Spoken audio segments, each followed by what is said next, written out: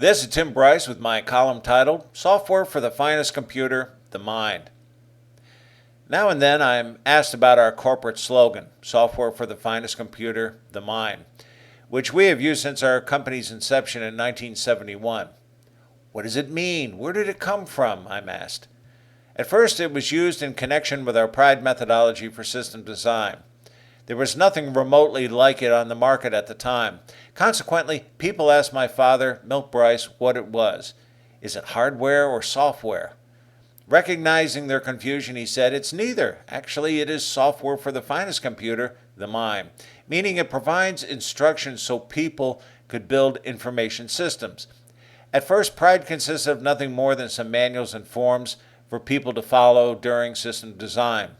When asked what language it was programmed in, we said English, which amusingly confused the techies.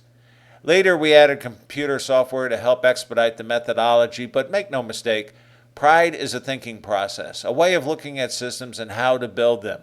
Since then, the expression has gone on to represent other aspects of management and life in general, which is why I use it in my writings. Keep in mind, machines will do whatever you program to do, right or wrong, and with incredible efficiency. Humans, on the other hand, tend to be more emotional and illogical, only doing what they feel comfortable with, which is not necessarily the proper course of action. For computer programming, it is necessary to provide explicit instructions regarding the definition of such things as transactions, the default values of data and editing rules, its physical characteristics such as its length, justification, picture, label, and so on, processing constructs such as sequence, iteration, and choice, and the layout of inputs, outputs, and files. If the slightest thing is not properly defined, the program will not function correctly. Humans are slightly different. They need to be taught concepts and terminology, techniques and methodologies, as well as the corporate culture.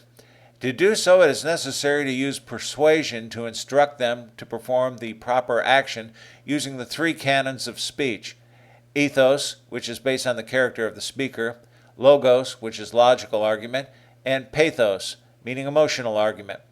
Actually, a good argument makes use of all three to get a point across.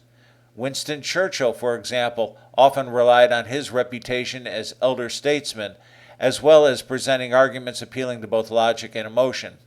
A careful blend of the three canons of speech spoken at the right time and place can work wonders. Despite all of this, mankind can be indifferent, lazy, or just plain thick. Consider this. Regardless of how well our PRIDE manuals were written and the lessons taught in our training classes, if a person didn't read the books or pay attention in class, they would not execute the methodology correctly and produce inferior results. I only wish I had learned Spock's Vulcan mind meld. It sure would have simplified the transfer of knowledge. Our slogan is also a reminder that people are of paramount importance in business and life. Some believe management is about analyzing numbers and spreadsheets or the use of technology. In business, it is about customers, employees, and vendors. In life, it is about family, friends, neighbors, and the people we come in contact with while shopping, participating in clubs, traveling, and in our government. It is true our technology addiction is making us more robotic in our mannerisms and thinking processes. It is also making us insensitive to our fellow human beings. As I have always contended, as the use of technology increases, social skills decrease. This concerns me greatly. If you have observed my writings over the years, be it regarding management, technology, politics, or whatever, you will notice it has always been about the human spirit.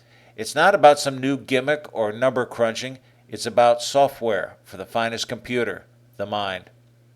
Friends, keep the faith.